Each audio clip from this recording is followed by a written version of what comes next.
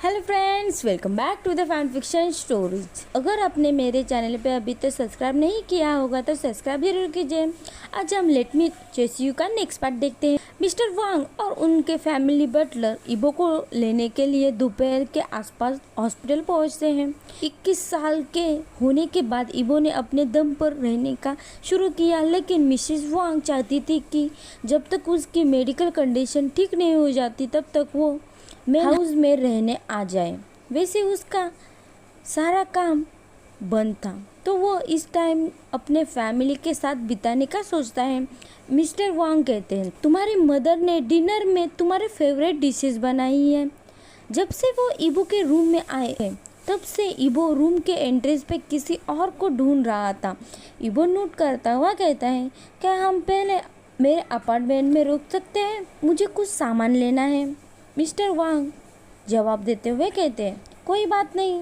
सुसी इबो का बैग कार तक लेके जाता है। जब तक तीनों आखिरकार वांग स्टेट पहुंचे तब तक शाम के 6 बज चुके थे। घर में कदम रखते ही इबो को शांति का एहसास होता है, जैसे उसके कंधों से कोई बोझ उतर गया था, क्योंकि वो इस घर में पला बड़ा था। ऐसे लोगों से घिरा हुआ था जो उसे सबसे ज़्यादा जानते थे। इबो हमेशा ग्रेटफुल था कि उसके पास लौटने के लिए घर का सपोर्ट था, और वो डीप ब्रेथ लेता है और खाने की खुशबू से उसका वेलकम किया। वैसे ही वो अपने प्यारे मदर को ग्रीट करने के लिए किचन की तरफ जाता है तो उसके फेस पे एक मुस्कान आ जाती है। तभी एक यंग फीमेल किचन डोर से गग कहते हुए आती है। तो अपने घर में चैंगशा के प्रेजेंस से थोड़ा चौंक गया था। इबो हेल्प नहीं कर पाता और पूछता है, तुम यहाँ क्या कर रही हो? चैंगशा कहते हैं, गग तुम मुझसे हर बार यही पूछने से शुरू करते हो ना। इबो के एटीट्यूड से चैंगशा निराश फील कर रही थी। चैंगशा कहती है, मैंने सुना था आज तुम्हारा हॉस्पिटल से डिस्चार्ज मिलने वाला था, इसलिए मैं सेलिब्रेट करने आई। मिसेज वांग चैंगशा को बचाने के लिए कहती है, वो यहाँ मेरी हेल्प करने आई है, तुम्हारे फेवरेट डिशेस प्रिपेयर करने। इबो कहता है, ओह थैंक यू, और अपने मदर के पास जाता हुआ उन्हें हग करता है। चैंगशा पाउट करती है जब उसे हग और एक और शब्द भी नहीं मिला। इबो लिविंग रूम की तरफ जाता है तो दोनों बच्चे जंप करते हुए उस पर पेपर के पीसेस फेंकते हुए कहते हैं, वेलकम होम अंकल इबो। इबो उन दोनों के सडन प्रेजेंट से थोड़ा हैरान था, क्योंकि उसने सोचा अगर वो घर में होते तो घर इतना शांत नहीं होता। इबो ने जानबूझकर अपनी आंखें बंद कर ली और चुपचाप खड़ा हो गया, ये देखने के लिए कि बच्चे कैसा रिएक्शन देते हैं। जिंगी और जी जैन अपने जगह पे फ्रीज थे। वो वेट कर रहे थे कि इबो क्या कहेगा और क्या करेगा, लेकिन वो कंफ्यूज हो गए जब कोई रिएक्शन नहीं आया। दोनों इबो के चेक पे हाथ आगे करते हैं कि वो ठीक है ना। तो इबो उन्हें टीज करता हुआ कहता है, तुम दोनों भी ना, अच्छा होगा कि तुम एक पीसेस उठा लो, वरना ग्रैंडमदर तुम्हारे लिए अगले कुछ दिनों तक डिजर्ट नहीं बनाएंगे। ये बात सुनकर उनकी आंखें बड़ी हो जाती है और जीचैन जिंगी पर चिल्लाता हुआ कहता है, मैंने कहा था हम इन पीसेस को यूज नहीं करते। जिंगी हकलाता हुआ कहता है, लेकिन और अपना सिर इबो की ओर किया और लगभग आंसू भरी आंखों से कहता है, अब ठीक हो गए हो और फाइनली इतने लंबे टाइम के बाद घर आए तो हम बस सेलिब्रेट करना चाहते थे।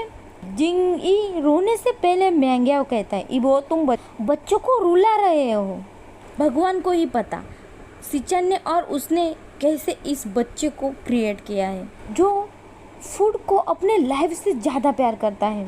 रुकने का इशारा देख के इबो दोनों बच्चों के सिर पर रब करता है और सिली स्माइल दिखाता हुआ विस्पर करता है, थैंक यू। हालांकि गंदगी को साफ करने के लिए वो बच्चे असंतुष्ट महसूस कर रहे थे, लेकिन अपने अंकल की स्माइल देख के खुश थे। वो इबो का निकनेम कोल्ड प्रिंस है ये जानते थे।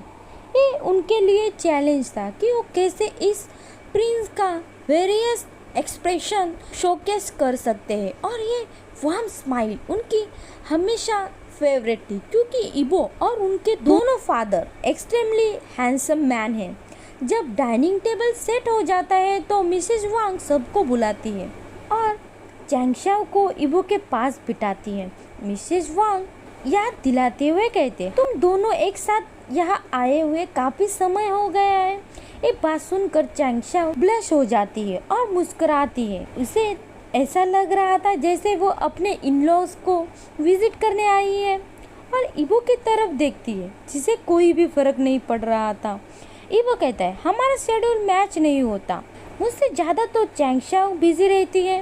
टेबल की दूसरी तरफ सिचन और मैंग्याओ एक दूसरे को देखते हैं। इबो और बच्चों के अलावा सब जानते थे कि चैंगशाओ चाइल्डहुड से इबो को चेस कर रही थी। दोनों की फैमिली उनके शादी के बारे में बात कर रहे हैं क्योंकि उनके नज़रों में वो साथ में क्यूट लग रहे थे और एंटरटेनमेंट सर्कल में भी उन दोनों स्टार को उनके चाइल्डहुड हिस्ट्री के लिए शिप करते थे। उनकी कंपनी भी सेम थी और बहुत बार उनका कोलैबोरेशन भी हुआ है। जो भी ध्यान से देखेगा उसे पता चलेगा इबो का ऐसा कोई भी इंटेंशन नहीं था। चैंगशाओ के साथ इबो की बातचीत उसके को स्टार से कंपेयर और इंटीमेट थी, लेकिन इसके अलावा और कुछ नहीं था। हर इंटरव्यू में उसे उसकी पर्सनल लाइफ के बारे में जानने की कोशिश करते थे। इबो हमेशा एक ही स्टेटमेंट देता था कि वो सिंगल है और इस टाइम उसका फोकस सिर्फ उसका करियर है। जब से सिचन और मैंग्याओ ने इबो को शाओजान के साथ बातचीत देखी है तो वो चैंगशाओ के लिए पिटी फील कर रहे हैं जिसके पास 0 चांस है। चैंगशाओ मिसेस वांग को हिंट देते हुए कहते हैं, मुझे इस मंथ कुछ फ्री टाइम है। तो मिसेस वांग खुश होते हुए कहते हैं, बहुत अच्छा है, तुम बस मुझे बताओ और हम फिर एक साथ डिनर प्रिपेयर करेंगे। इस सुनकर सिचन और मैंग्याओ इबो की हेल्प करना चाहते थे जिसे अभी तक रियलाइज नहीं हुआ था। मैंग्याओ उन दोनों लेडीज का बबल को पूप करता हुआ कहता है, चैंगशाओ को उन दिनों अपने फैमिली के साथ समय बिताना चाहिए। तो सिचन अपने हस्बैंड की तेज दिमाग को समझता हुआ न्यूट करता है, जबकि चारों वांग्समैन भी न्यूट करते हैं क्योंकि ये रीजनेबल लग रहा था। सबकी एक रिएक्शन से उन दोनों की आगे कुछ कहने के लिए रहा नहीं था और इस तरह से इस बातचीत को खत्म करते हैं। डिनर खत्म होने के बाद इबो डिसाइड करता है कि शावर लेके जल्दी से सो जाएगा। चैंगशाओ इबो के साथ थोड़ी और बातचीत करने की हेल्प कर रही थी, लेकिन वो उसके रेस्ट में डिस्टर्ब नहीं करना चाहती थी, तो वो गुड बाय कहते हुए चली जाती है। इबो अपने रूम में आकर अपना पॉकेट खाली करता है। जब वो फोन बाहर निकालता है तो वो डॉक्टर को टेक्स्ट करना चाहता था, लेकिन उसे मालूम नहीं था कि उसे क्या कहे। वो रियलाइज करता है कि उसके पास कोई रीज़न नहीं था जान को कांटेक्ट करने का, तो फ़ोन बेड पे फेंकता है और बाथरूम में चला जाता है। इबो खुद को क्रिटिसाइज करता हुआ कहता है, हाउ रिडिकुलस। जब वो बाथरूम से बाहर आता है तो फ़ोन उठा लेता है। इबो जान के बारे में सोचने से खुद को रोक नहीं पा रहा था। वो रीज़न ढूंढने की कोशिश कर रहा था। जब वो रूम में पागलों जैसे घूम रहा था तब वो डिस्चार्ज पेपर को नोटिस करता है। उन्हें देख के उसे आइडिया आता है। वो मैसेज में लिखता है, जानगा दिस इज ए वांग इबो, मेरे डिस्चार्ज पेपर न्यू हुसैन के पास रह गए हैं और मेरा नीज फिर से दर्द करने लगा है। मैं कितने एंटी इन्फ्लेमेटरी ले सकता हूँ। भेजने के बाद वो रिप्लाई का वेट कर रहा था और थोड़ी देर बाद सेकंड टिक भी हो जाती है। इबो को अपने चेस्ट भारी लग रही थी। वो हर मिनट फ़ोन को ही देख रहा था। वो जान का रिप्लाई मिस नहीं करना चाहता था, लेकिन उसके फ़ोन की स्क्रीन ब्लैंक हो जाती है। आखिरकार फ़ोन का टेक्स्ट नोटिफिकेशन की आवाज़ आती है। जान ने लिखा था, तुम हर 6 घंटे में 400 ग्राम ले सकते हो। मैंने तुम्हें प्रिस्क्राइब नहीं किया है, ये स्ट्रॉन्ग नहीं है। तुम्हें इन वीक लो डेज की ज़रूरत है। अगर दर्द ठीक नहीं हो गया तो मुझे बताओ, मैं स्ट्रॉन्ग मेडिसिन भेज दूंगा। इबो जान का रिप्लाई देख के स्माइल करता है। क्या लिखा था इस वजह से नहीं, इसलिए कि वो जान का मैसेज था। कुछ समय पहले जान का रिप्लाई का इंतज़ार करते हुए वो दर्दनाक स्थिति में था। अब उसे एक रिसीव हो गया है तो जैसे बाहर का गेट उठ गया था और इबो को कोई मलाल नहीं था वो फ्यूचर में जान को क्या मैसेज करेगा। इबो फिर लिखता है, थैंक यू डॉक्टर शाह तुम्हारे कंसंट्रेशन के लिए। और दूसरा मैसेज लिखता है, कॉन्फ्रेंस कैसी रही। जान लिखता है, अच्छी रही। जान दूसरा मैसेज लिखता है, चांग एक मिशन ट्रिप प्रोग्राम शुरू करने की कोशिश कर रहा है। इबो लिखता है, उसका क्या प्लान है। ठीक इसी तरह से दोनों रात में बिना सोचे समझे एक दूसरे को मैसेज कर रहे थे। इबो जल्दी से सोने का प्लान भी भूल गया और साथ में जान का फोन नंबर लेने का पर्पस भी भूल गया था। इबो अगले सुबह नॉर्मल रूटीन से 1 घंटे बाद उठा क्योंकि वो लेट नाइट तक जग रहा था। वो अपने बालकनी का डोर ओपन करता है और फ्रेश ब्रेथ लेता है। वो सब कुछ अलग नज़र से देख रहा था क्योंकि अचानक इबो को सब कुछ नाइस, ब्राइटर और शांत लग रहा था। इबो शावर लेने के बाद नीचे अपने फैमिली के साथ ब्रेकफास्ट करने आता है और कहता है, गुड मॉर्निंग। सभी टर्न करते हुए उसे देखते हैं। मिसेस वांग कहती है, क्या तुमने पूरा रेस्ट कर लिया? स्वीटी, मैंने उन्हें मना किया था तुम्हें उठाने के लिए। इबो अपने मदर के साइड में आके कहता है, थैंक यू मदर। ब्रेकफास्ट के दौरान सिचियन ने देखा आज इबो का ऑरा डिफरेंट था, शांत, क्लैम, लेस कोल्ड। और इबो से पूछता है, क्या तुम्हें अच्छा ड्रीम आया था? इबो नोट करता है, उसे याद भी नहीं था उसने क्या ड्रीम देखा था और कहता है, नहीं तो। सिचियन ने अपने आईज नैरो किए लेकिन आगे कुछ पूछा नहीं।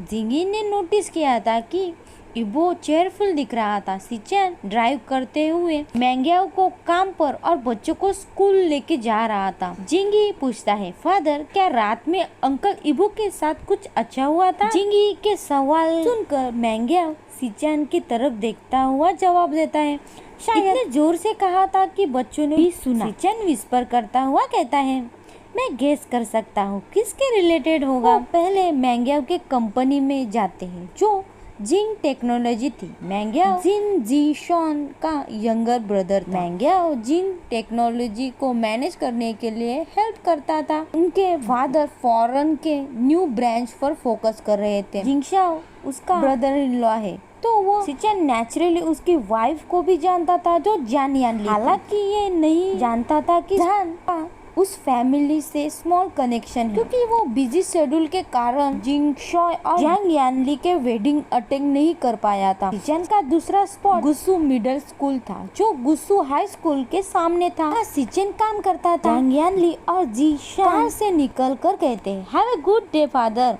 सिचियन उनके सिर पे पैक करता है और आगे निकल आता है। ये कॉमन नॉलेज था। जांग यानली और जी जैन गुसु स्कूल प्रेसिडेंट के ग्रैंडसन थे तो इस टाइटल के साथ रिस्पॉन्सिबिलिटी भी आती है उनके फादर और अंकल इबो की तरह। दूसरी जगह लंच के टाइम यूनमंग हॉस्पिटल कैंटीन में तीनों जन बैठे थे। वैनिंग को वीआईपी फ्लोर से लौटने के बाद लेजी होने के लिए टीज कर रही थी। जान साइड में ही बैठा था। वो उन्हें इंटरफेयर करने की हिम्मत नहीं कर पा रहा था। जब उसने चैंग को अपना लंच ट्रे के साथ चलते हुए देखा तो जान उसे ग्रीट करता हुआ कहता है, हे वैंकिंग। चैंग की तरफ देखते हो और उसके बाद वैनिंग को देखती है जो उसके सामने बैठा था। अपने भुए ऊपर करते हुए कहते हैं, इसमें कोई सरप्राइज नहीं है कि तुम हमेशा की तरह मेरे साइड में नहीं बैठे। तीनों बॉयज गिल्टी फील करते हुए इधर उधर देखते हैं। चैंग बहुत एम्बेरेस था बैठने के लिए तो वो अकॉर्डली साइड में ही खड़ा था। वैंकिंग कहती है, बैठो। जब से वैंकिंग ने यूनमंग हॉस्पिटल में काम करना शुरू किया तब से चैंग वैंकिंग को चेस कर रहा है। एक गॉसिप का टॉपिक शुरू हुआ था। नॉर्मली जान ऐसे गॉसिप में भाग नहीं लेता था लेकिन वो हर किसी को ये बताने से खुद को नहीं रोक पाता था कि चैंग कितना प्राइडफुल है। लेकिन एक लेडी के आसपास वो कितना विनम्र हो जाता है। सब कहते थे कि पैर में पड़ा हुआ पर्सन चेंज हो जाता है और जान इस चैंग को पसंद करता था जो पूरे टाइम ग्रुम्पी नहीं रहता था। दूसरी तरफ वैनिंग के अकॉर्डिंग उसमें कुछ ज्यादा चेंज नहीं हुआ था इसलिए वो अक्सर अपने बहन की सहन करने के लिए चैंग की प्रिसाइड करता था। वैंकिंग फिर टॉन्ट करते हुए कहते, इस लेजी से डील करने से अच्छा है। जॉन वेनिंग को डिफेंड करता हुआ कहता है, क्या पता शायद जब वो किसी को ढूंढ लेगा तो वो चेंज हो जाएगा। चैंग नोट करता है। वैन्स सिबलिंग साइलेंटली एक दूसरे को देखते हैं। जब जहान ये नोटिस करता है तो वह वैनिंग के तरफ टर्न करता है और एक्साइटेडली पूछता है, क्या कोई मिला? वैनिंग ब्लश करता हुआ दूसरी तरफ देखता है और कहता है, पिछले मंथ हम एक ग्रुप डेट पे मिले थे। जहान दुखी होता हुआ कहता है, मैं बिलीव नहीं कर पा रहा हूँ, तुमने कभी नहीं कहा था। वैनिंग कहता है, कुछ ही डेट्स हुई है, मैं पहले देखना चाहता था कि चीजें कैसे डेवलप होती है।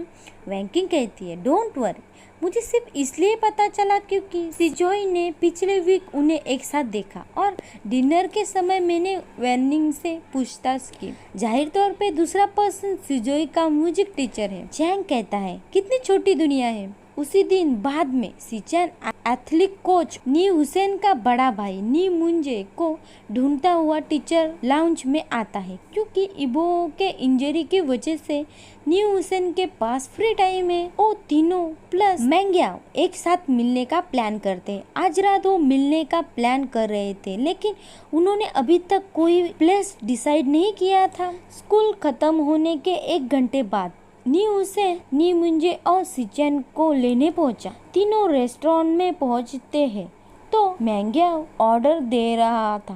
तब नी हुसैन पूछता है, बच्चे को कौन देख रहा है क्योंकि दोनों पेरेंट यहाँ है। मैंग्याओ जवाब देता हुआ कहता, बच्चों ने इबो को इंसिस्ट किया है। नी मुंजे कहता है, हो सकता है क्योंकि वो अभी काम नहीं कर रहा है। करेक्ट। नी हुसैन नी मुंजे को इबो के लाइफ का न्यू इंटरेस्ट जो है जो उसका ज्यादातर टाइम ले लेगा। तब जाकर नी मुंजे को इबो के लव इंटरेस्ट के बारे में पता चलता है और सिचैन और मैंग्याओ और डिटेल्स देते हैं। इस तरह से वो चारों का मिलने का प्लान इजान गॉसिप में कन्वर्ट हो जाता है। आज हम यहीं पे हमारा फैन फिक्शन खत्म करें। आपको ये फैन फिक्शन पसंद आया होगा तो लाइक कीजिए, कमेंट कीजिए, सब्सक्राइब नहीं किया होगा तो सब्सक्राइब जरूर कीजिए और कुछ सवाल होगा तो जरूर पूछिए, मैं कमेंट करके जवाब दे दूंगी। और थैंक यू फॉर वॉचिंग।